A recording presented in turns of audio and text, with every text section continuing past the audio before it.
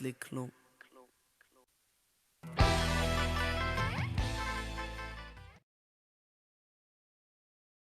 Shalom and welcome, dear partners and friends.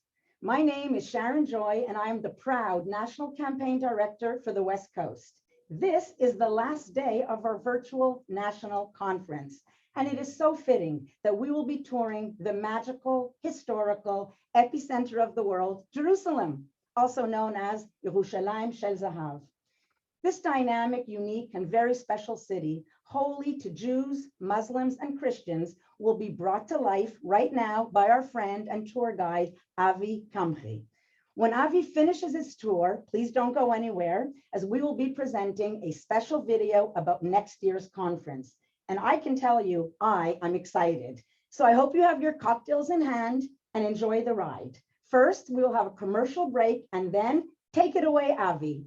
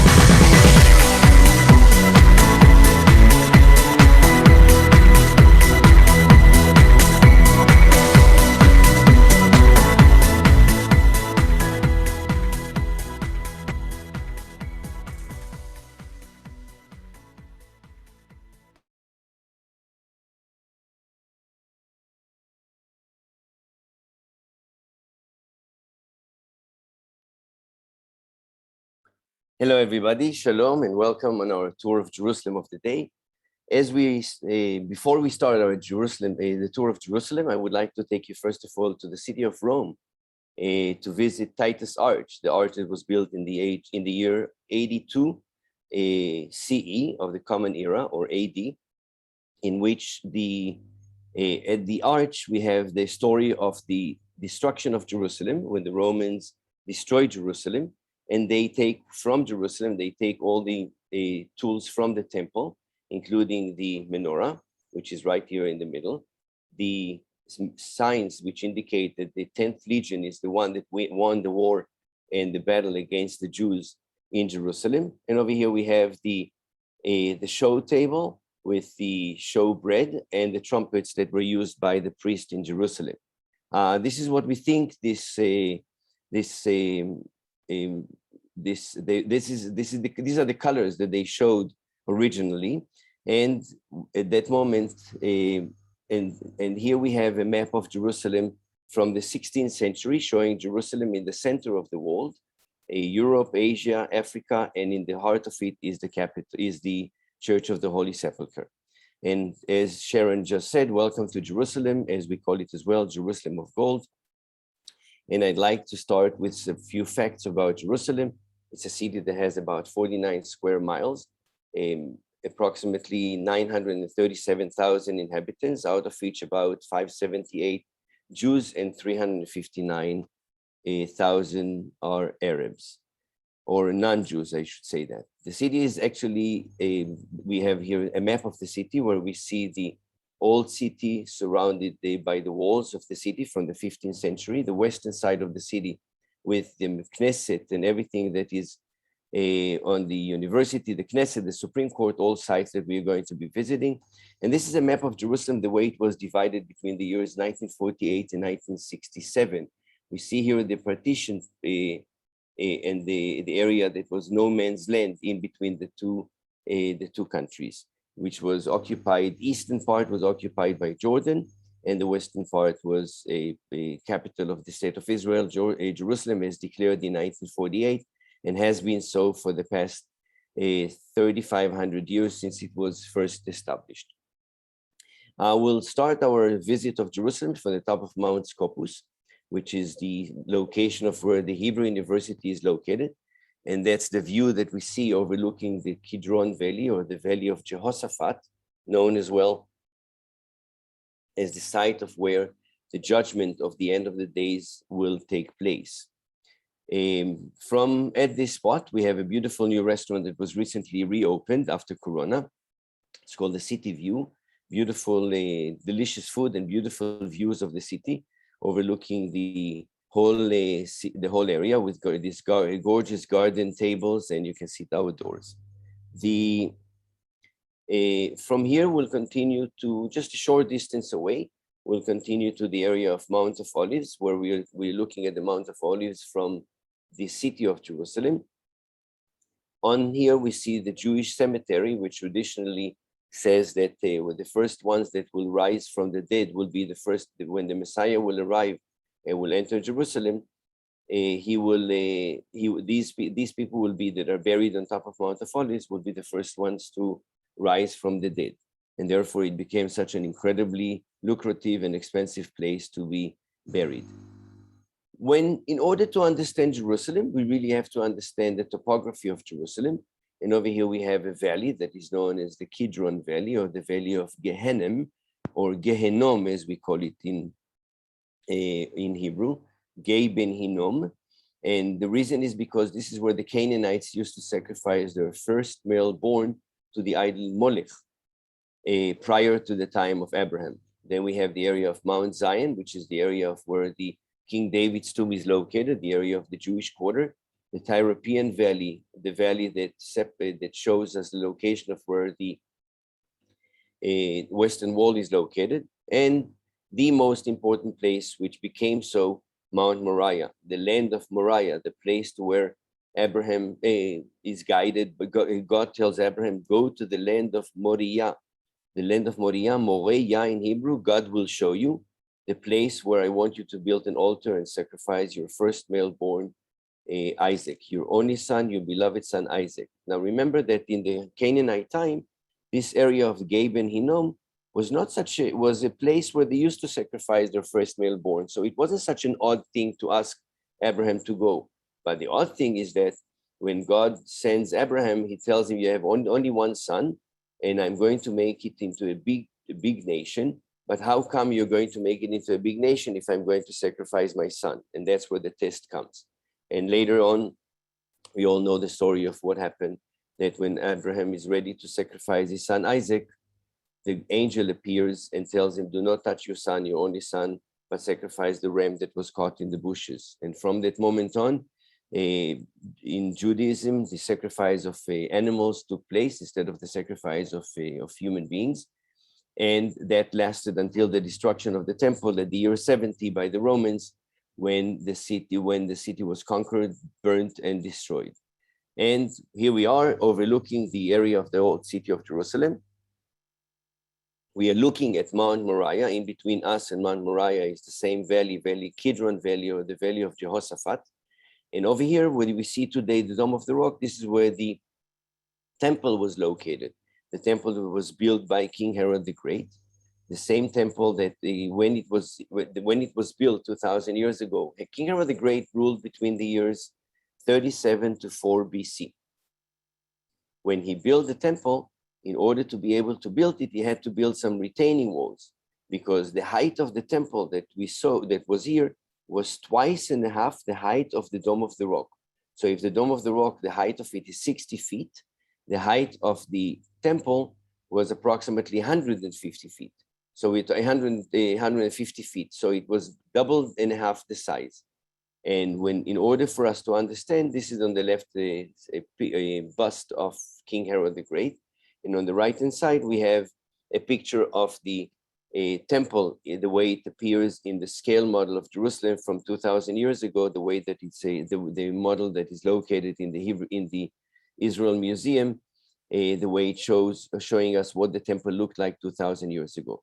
But King Herod the Great, what he did, he built these retaining walls, because remember, this is a mountain in the valley, and in order to build such a huge temple the way it was, he had to create this gigantic platform along this whole area where you see all of these green trees. And you look at here at the walls. We'll be visiting these walls in a few minutes. And all of the walls that you see here, these are the original walls from 2,000 years ago, built by King Herod the Great. This is a picture of Jerusalem from the year 1937, painted by a Jewish painter who lived in Jerusalem in those days, Ludwig Blum. And just to show you what it looked like in 1937 and what the city, what the picture looked like when we saw it just a minute ago, from the way it was, the way it looks today. Over here we have the Golden Gate, the gate that is sealed at this moment, one of the 8 gates of the city of Jerusalem.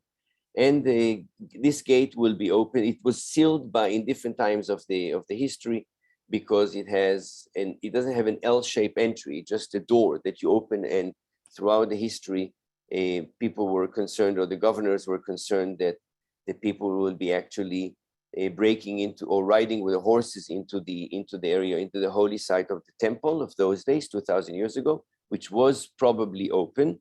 But later, when Islam arrives into the region in the 7th century, and they built the Dome of the Rock, which is the same building that we see today with renovations that took place throughout the history, they close it. And the reason why they built the Dome of the Rock in that area is because, according to the Muslim belief, this is the place from where Muhammad ascended up to heaven. According to the Muslim belief, Muhammad flew in one night from Mecca to Al-Quds.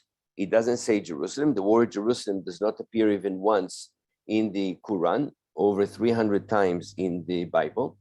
And the tradition says that he flew over on El Burak, which is an animal, which is a mythological animal, if we can say it this way, which is a horse with the head of a woman and the tail of a peacock. And he ascended up to heaven.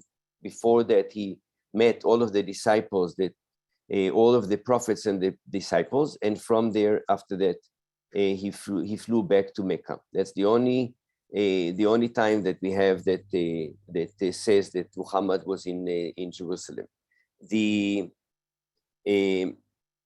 Over here, we can see that, and that's the Dome of the Rock that we saw a few minutes ago, and we'll visit it again once we enter the Muslim quarter. Over here, we have a picture of Jerusalem from the south, and this is the area that is marked, that I'm marking right here, which is known as the City of David, the first part that became the City of David. And here we have a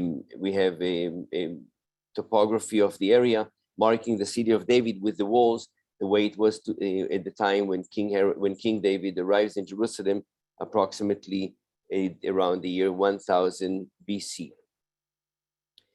And over here, we have a structure that was the water system of the city of Jerusalem. And what does it mean, the water system? The Canaanites or the Jebusites, who were living in the city, they built a shaft like this, and a tunnel and a shaft like this, leading us into the spring of Ceylon, the main spring that was in Jerusalem, that was supplying the city needs. You can survive without food for quite a long time, but without water, it's impossible. So they build this fortification, and which allowed them to be able to reach the water without leaving the city in case of a siege. And that's what happened. However, King David, with his proper intelligence, he sent his troops, and he said, the one that will touch the gutter will be able to, will become the chief of staff of the military. And so happens. And they went up this gutter, and they entered the city and conquered it. And here we are inside this area, inside the gutter and the tunnel and the shaft that was excavated in the different archaeological excavations that took place in Jerusalem after 1967. Between the year 70, after the destruction of Jerusalem, to the year 1967, we had no access. There were excavations that were done in Jerusalem by the British prior to that, and different delegations that came to visit Jerusalem. And they discovered this part, the first one that were to discover this shaft, Warren's shaft. But the actual excavations took place after 1967 in the area of the City of David. Another tunnel that was found is from the 8th century, which is known as Hezekiah's tunnel. And we can see here, remember what we said about the walls of the city a few moments ago? We're here.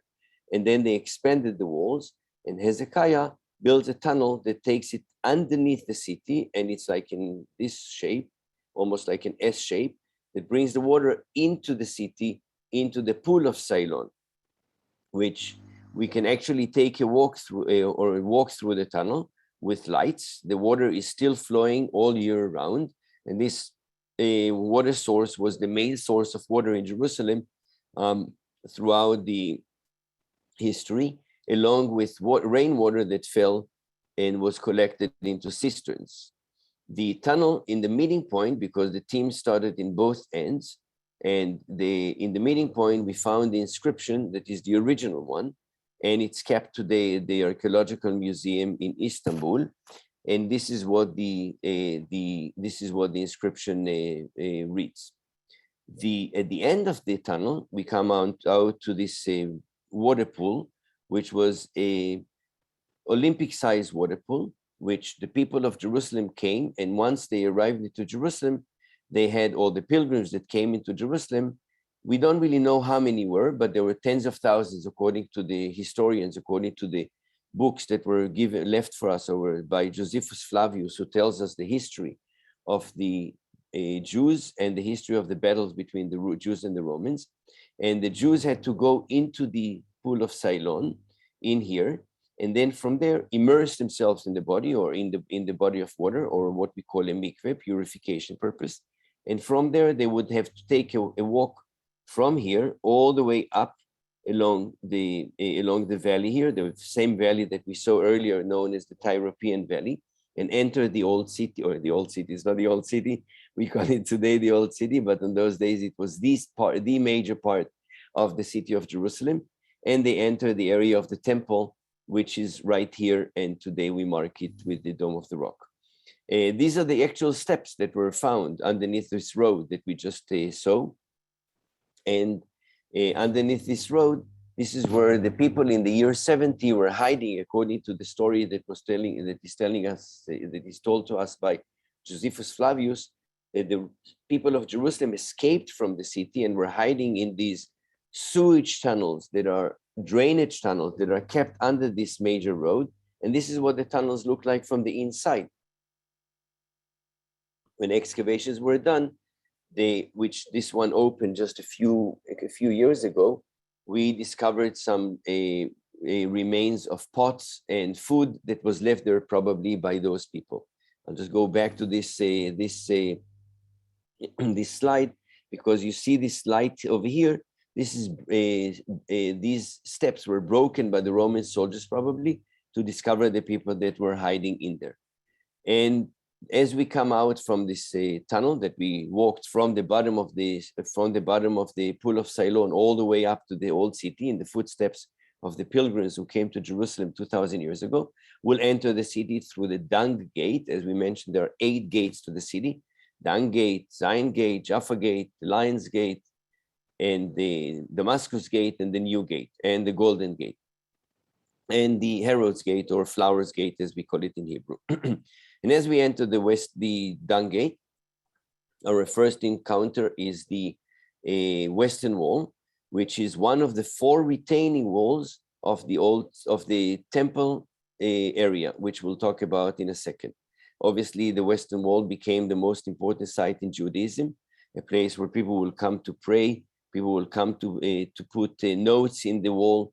Holidays are celebrated, anything from the holiday of Sukkot, the ladies section, the holiday of Sukkot, as we just celebrated it a few weeks ago, the people holding the lulavim, and the tradition of putting notes on into the cracks of the stone, because the Spirit of God is present, Ashchina, and the place. But how did the Western Wall actually become the most important place? I'll come to that in a second. And over here, we can see the celebrations of more bar mitzvah boys being escorted with trumpets, similar, or maybe reminding us of the trumpets that were taken by the Romans at the year 70 when Jerusalem was destroyed. But mitzvah, bar mitzvah, and then this is what but bar mitzvahs and but not mitzvah are happening, are looking like when in the time of Corona, everybody is standing around with masks at the site of where Ezrat Israel is. The Western Wall, up to 1967, was this tiny small street that, was this tiny small street that you see here in that area. And That's what it looked like, with the people gathering to come and to pray. And that's what the Western Wall looked like in 1967 when the Israeli troops arrives into the city of Jerusalem and the liberation of the city, or the unification of the city of Jerusalem. Right after the 1967 unification of Jerusalem, this neighborhood that was here was demolished and the beautiful square was formed. Now, we mentioned that in the temple, King Herod the Great built, in order to be able to make this platform, this gigantic platform that we see over here, he has to form these four walls: Western Wall, Southern Wall, Eastern Wall, and Northern Wall, with a big fortress in the north known as the Antonia Fortress, which was in control of all of the area, like a police station that overlooks this area. The area of the temple was here. The temple was like, it says that the temple had the shape of a lion. The very front of the table was very wide and the back was very narrow. And the back of the temple had the Holy of Holies. And at the Holy of Holies, only the high priest was allowed to go and to pray in there. And after the destruction of the temple, Jews did not go back on the temple, not to step into the Holy of Holies by mistake. As we mentioned, only the high priest was allowed to go in, and only once a year, only on Yom Kippur. And even on Yom Kippur, he would have been tied with a rope. So in case, not tied up, but tied, a rope would be tied to him. So in case he dies inside, because the high priest was a fairly and relatively very man of old age, and they would be able to pull him out before the new one will be appointed to become the high priest. And therefore, Jews did not go up to the Temple Mount, and there are still some that still maintain this tradition until today. If they go, they only go to certain areas of the temple area, not to step into the Holy of Holies. So what happened is that Jews started to pray outside the temple on the retaining walls of the temple known as the Western Wall. And that's what the temple looked like. Remember the four walls: this Western Wall, the Southern, the Eastern one, and the Northern one. Antonia Fortress is up here. We were standing on top of Mount of Olives right here a few minutes ago, overlooking the old city. And the Western Wall is right in this section over here. And here we can see it, another slide, just to give us an understanding. In order for us to understand, the length of this whole wall is approximately 1,500 feet, but the actual Western Wall is only 175 feet, and we only see a very small portion of it because a lot of it is buried underground. And as we, pardon me, so sorry about that. We are from the Western Wall Plaza, which is right here. We're going to take a walk through the tunnel, the Western Wall tunnel. It will take us all along the Western Wall. This section is a tunnel that was dug, and at the end, it's a tunnel that was dug by the Hasmoneans, which was part of the water system that was collecting the rainwater and bringing it into the different pools and the different cisterns and the different water systems of Jerusalem. There were many of them all around the city collecting water for the use of the temple and for the use of the people. This is what the tunnel was actually dug, and it was structures that were built by the Mamluks and covering that area. And we are entering the actual tunnel and walking through it. Over here, we have a huge stone that weighs approximately 570 tons, which we don't really know how they actually moved it, but they managed. Lots of studies about it. Over here, we have the actual water system from the Hasmonean time. And now we are going to come back along this main street that we walked earlier, and we'll come up to this area, and we'll look at the structure that was here, that was the entrance to the temple. Up here on the top, there was the House of Trumpets, and we'll see that in a moment. And here we see the remains of this arch, which we just saw. Down here, we have remains of the destruction of the city from the time of the temple, when the Romans destroyed it and pushed the stones down and were excavated in the excavation that took place, as we mentioned, after 1967. This cornerstone has an inscription here that is called the Beit HaTkiah, to the House of Trumpet. The same trumpets that were used, as we saw, in the Titus art, it was taken by the Roman soldiers. And over here we have the remains of the stones that were pushed up, because when King Herod the Great built this area, there is no cement, there is no mortar between the stones. They're just sitting one on top of the other one. And it's falling, and it fell on the main street which we walked. We'll continue from there to the southern wall excavations. There are 3 arches here, 1, 2, and 3, which are sealed. And these were the original entrances to Jerusalem from the time of the Second Temple, which was sealed later. Over here we have Davidson Center and the archaeological park, the original steps leading into the temple, as we saw them earlier in the scale model and in the different slides that we spoke about.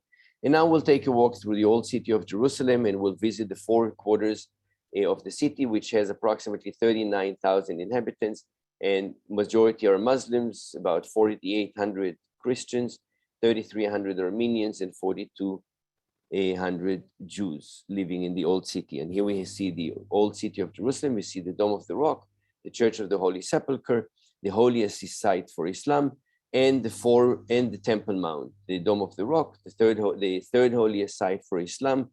And as we mentioned, the site from where, when it says that Even Ashtiyah, underneath this dome, there is a stone that is the top of Mount Moriah, the site of where traditionally the sacrifice of Isaac was, or the altar was built for the sacrifice of Isaac, and the place from where God took the ash, the dust, and created Adam, and the rock of the foundation.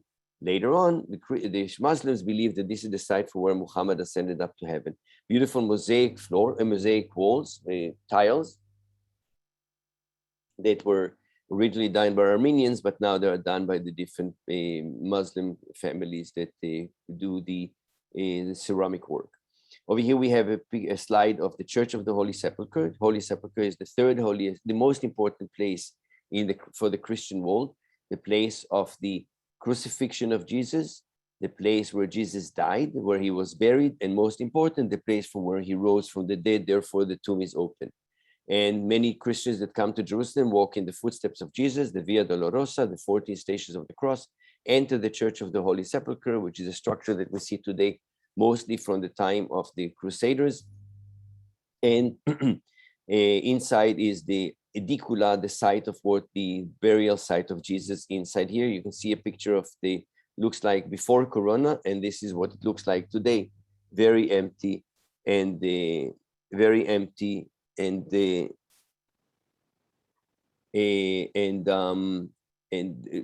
hardly anybody in there. It's so sad. On Easter, we have a holiday of the fire, from where the fire comes out of the tomb and being sent by airplanes to all over the Christian world, especially the Orthodox world. Armenian quarter with the Armenian priests, the St. George church inside the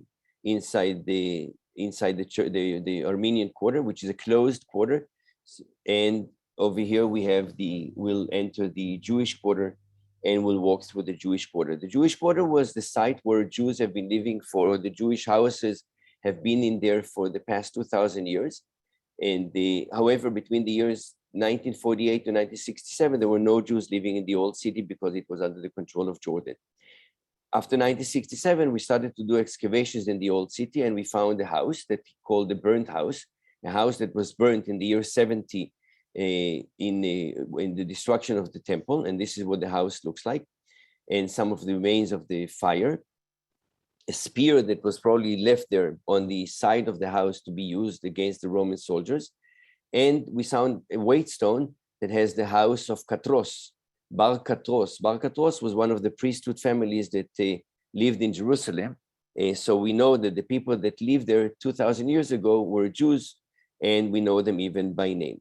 Not far from there is the Kikar Bate Machase, the square that was built by the Rothschild family. And we can see here some kids playing in here, and we can see as well some of the a group of tourists that are standing around here. And one of the things on the side of there, it says there's a quotation from the book of Isaiah that says, Once again, old men and women will walk Jerusalem streets with their canes in their hand, and they will sit together in the city squares. The city streets will be filled with boys and girls playing there. That's a quotation from the book of Zechariah 8, verse 4. Continue walk through the city. We found a mosaic floor in Jordan in a church that is called the Church of the Madaba Church, and in it we have the city of Jerusalem as surrounded by walls. And here we have a replica of this in the Cardo with the main street of Jerusalem from the Byzantine period, what looks like today. Again, excavations that were done after 1967, and a mosaic floor or a beautiful painting that is right there at the end. And over here we have a story of the old and new, or the ancient and the modern, meeting a girl from the time of the past and meeting the little boy, the tourist, or the Jerusalem boy that comes to visit. Today it's an open market, and it's an open, beautiful for galleries and to buy some souvenirs in Judaica. We'll continue to the Jaffa Gate, and we'll exit the city, the old city. The city walls were built by these ones that we see were built by the Ottomans in the 15th century and on, as the 500 years that the Ottomans controlled the city. The Jaffa Gate here we have, and we have a picture of what Jerusalem looked like, or the Jaffa Gate looked like at the time of the end of the 19th century. And Zion Gate over here, and we can see some of the bullet holes from the battle that took place in 1948 especially. From there, we'll continue and we'll take a short drive to the new section of the city of Jerusalem to visit Nefesh B'Nefesh, located next to the Supreme Court. And I'd like to introduce you to a short movie. Welcome to our new Nefesh B'Nefesh campus, located on Israel's National Mall. We are directly across from the Supreme Court, the Foreign Ministry, the Prime Minister's office, and the Knesset. As you enter our building, you will see 3,000-year-old pottery from the times of King David, representing our ancestral connection to Israel and Jerusalem. Our campus will host technology conferences, medical summits, thought leadership events, policy forums, missions, art exhibits, IDF delegations, and even weddings for lone soldiers. Our campus represents the living bridge between our communities in the most vibrant and exciting place to be.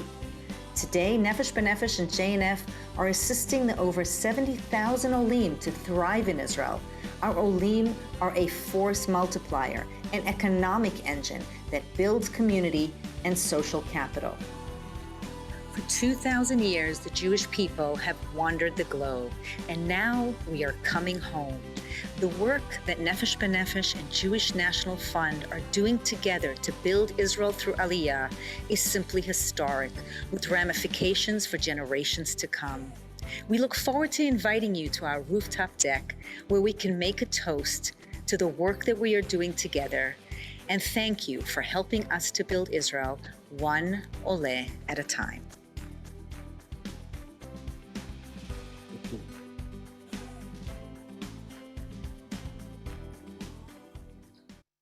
Nefesh B'Nefesh is located right next to the Supreme Court of Israel, which is a building that was built about 20 years ago. Gorgeous building with beautiful made of Jerusalem stone. You know that in Jerusalem, all houses must be built out of stone by a law that was published by the British to convince people that the Jews, they cannot build anything in Jerusalem because they come from Europe and they built out of wood and they wouldn't know how to do it.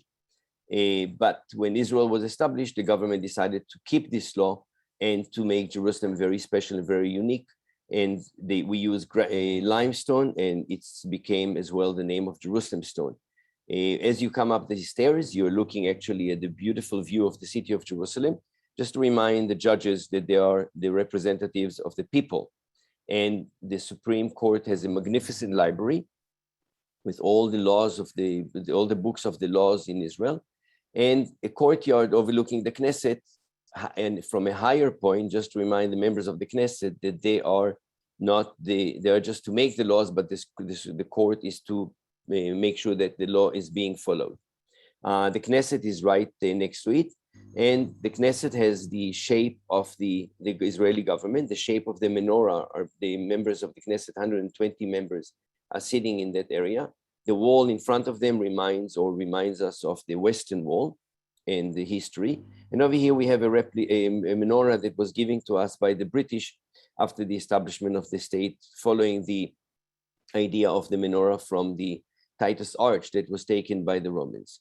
From there, we'll drive another short distance to one of the most incredible and beautiful places in Jerusalem, very meaningful and very significant, from 1967, Ammunition Hill, the museum, and the Wall of Remembrance, which we'll be talking about in a minute by Alon, walled from Ammunition Hill. And I'd like to introduce you to another video, please.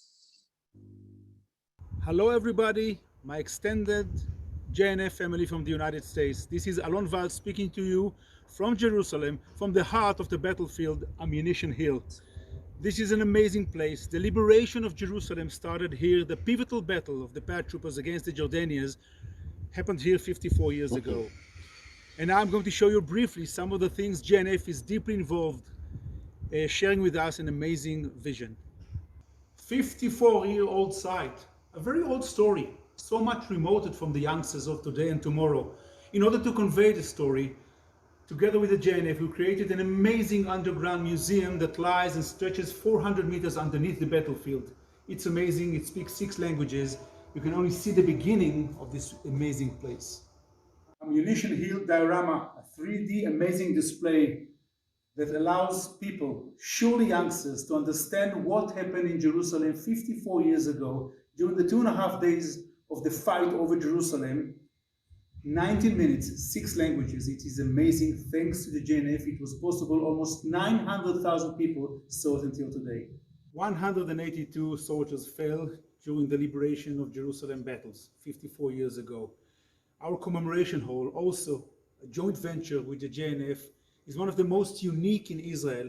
It enables us to show how these people lived through the eyes of their families. One of the assets we are so brave of having the past 10 years at Ammunition Hill, an ever-growing display of heroism, is the JNF and Ammunition Hill honoring wall for the Jewish combatants. It's an amazing display of the Jewish heroism all over the world, and it's practically elevated Ammunition Hill from a national body site to an international site. You can be part of this. So much to show, so much to talk about. I'm proud to be a humble affiliate of JNF.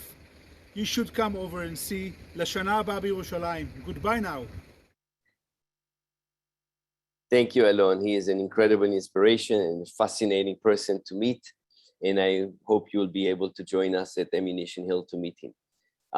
From there, we'll continue up to the area of the city center, Kikar HaMuzika, the music square, with a Jewish museum for Jewish music, or Hebrew music, as they call it, and on to Yamin Moshe and Mishkenot Sha'ananim, the first neighborhood that was built outside of the city walls at the end of the 19th century, with the windmill and the structure that you see here, built by Sir Moses Montefiore, who was a British gentleman who has come and they supported the Jewish population to come and to move outside of the city walls into this area of where he built this special place.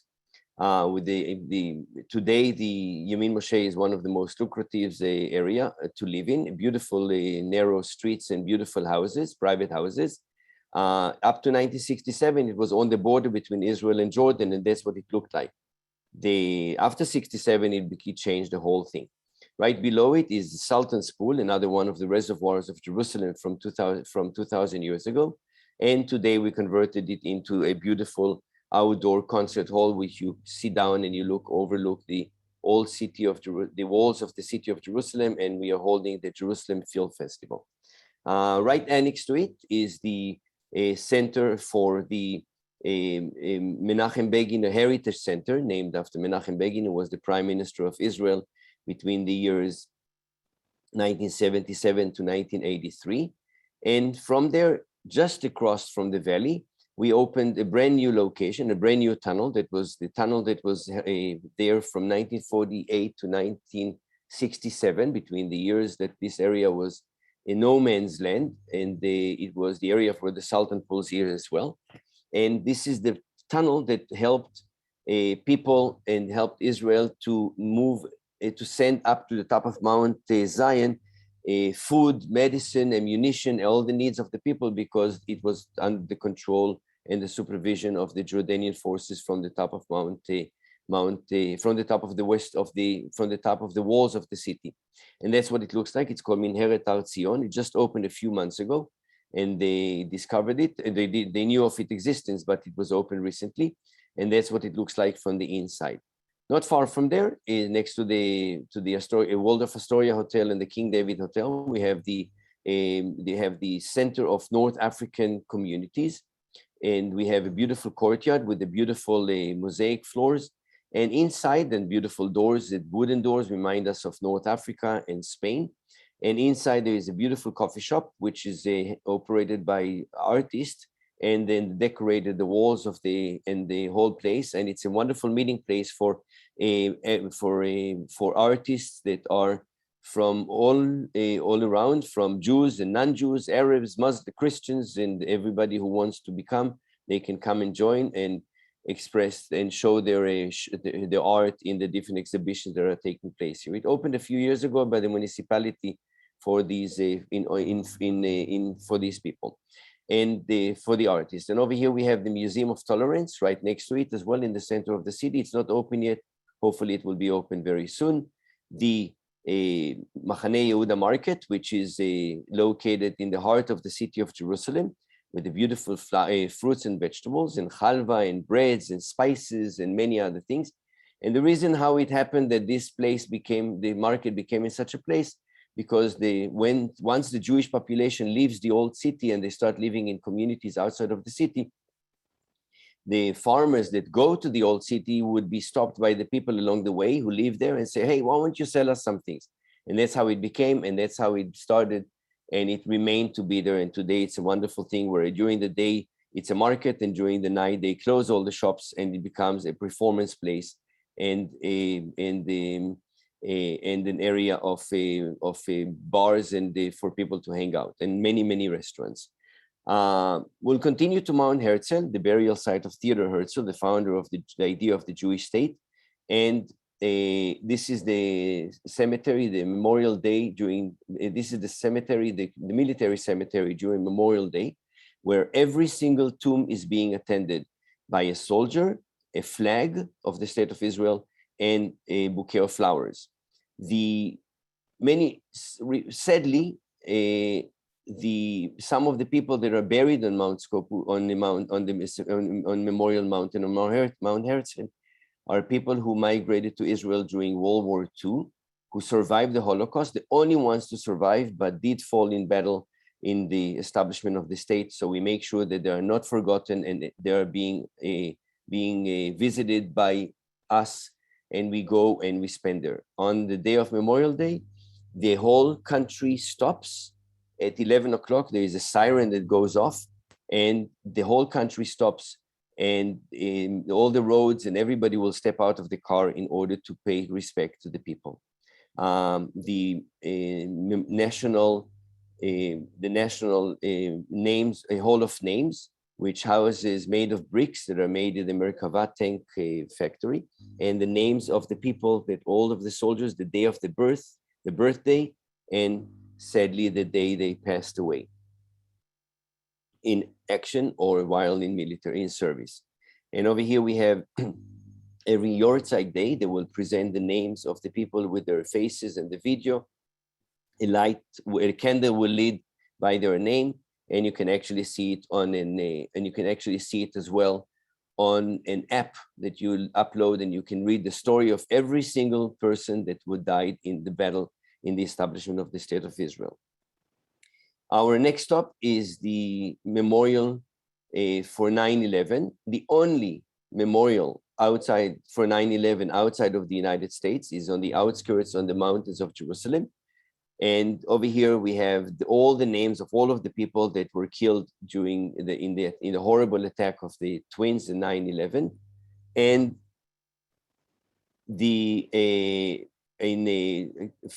last month, in the month of September, in the ceremony of the memorial service of 2021, we we held this ceremony, we held this service, and it was a very emotional one. This monument was built by JNF, and right next to it, we have as well the monument for the Pittsburgh Memorial for the attack at the synagogue in Pittsburgh. And here is the governor of Pennsylvania, the mayor of Pennsylvania that came. And before we leave Jerusalem and before we come to an end of this amazing week and this amazing day, I'd like to take you to the Has Promenade in the southern part of the city, overlooking the old city of Jerusalem. The Goldman Promenade, overlooking a little bit further south from there, overlooking all the way down to the Dead Sea. Goodbye, Jerusalem. Leshana haba b'Yerushalayim. Thank you very much for joining us. And before I hand over this to the next thing, there was a question that was brought up, and I'd like to answer, and was about why Jews are still not going into the Temple Mount, or if they are, some of them are. According to the excavations and the studies that were done in Jerusalem and throughout the history, and especially in the last years since 1967, we have managed to build and to understand where were the Holy of Holies. But there are few theories of where the actual location was. So some people will go on the outskirts all the way around the place of the Dome of the Rock, but nobody will actually go into the Dome of the Rock itself from a religious Jewish point of view. People go and we visit it. Well, we can't really go today because it's closed to non-Muslims, but it is visited, and you can still go into the Temple Mount. And again, thank you for all those who enhanced our tour by providing wonderful pictures and maps for this presentation. Shalom and leitraot, and we'll see you in Jerusalem b'shana haba. Thank you. Wow. Toda rabba to Avi. Israel is magical, and this has been such a very special week for all of us. But we do all want to get there in person, right? So we are offering amazing missions for each and every one of you to travel with us to our homeland. Just ask anyone who has ever been on a JNF USA mission, and they will tell you, no one does Israel like Jewish National Fund USA. And now we are excited to share with you where we will be next year for our conference live in person. We are going to Boston. Yes, Boston. I am so excited, and I can't wait to see you all.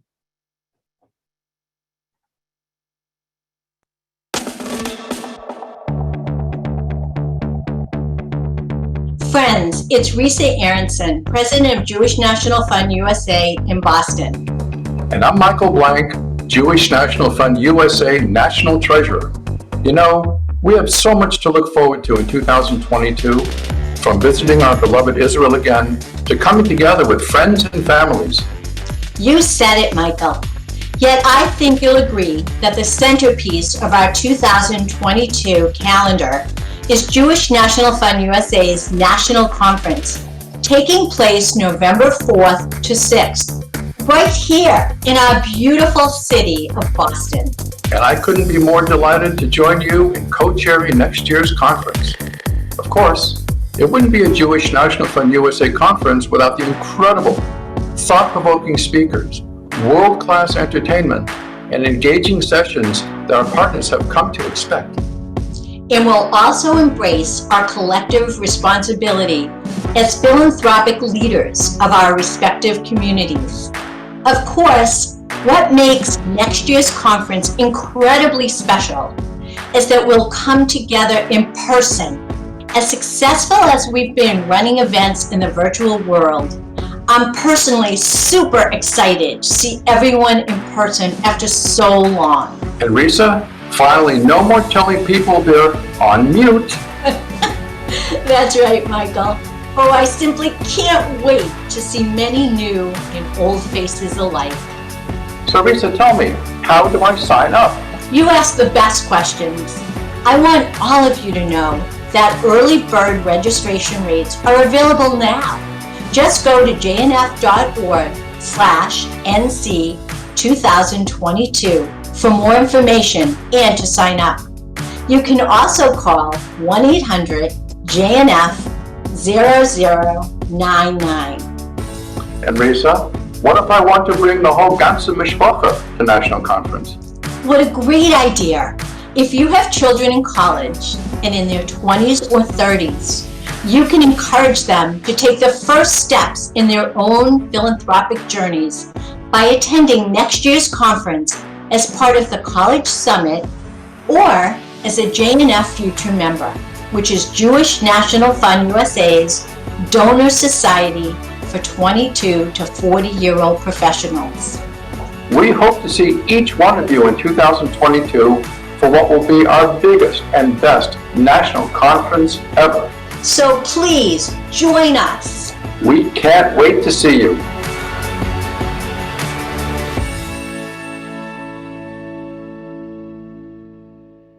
And not only do we do the best missions, we also do the best national conferences. So please do join us next year in Boston, where we can be all together and we can share and learn and embrace all about the magic of Jewish National Fund USA. Shalom lekulam, toda rabba on behalf of our friends and family in Israel. Litraot. Shalom.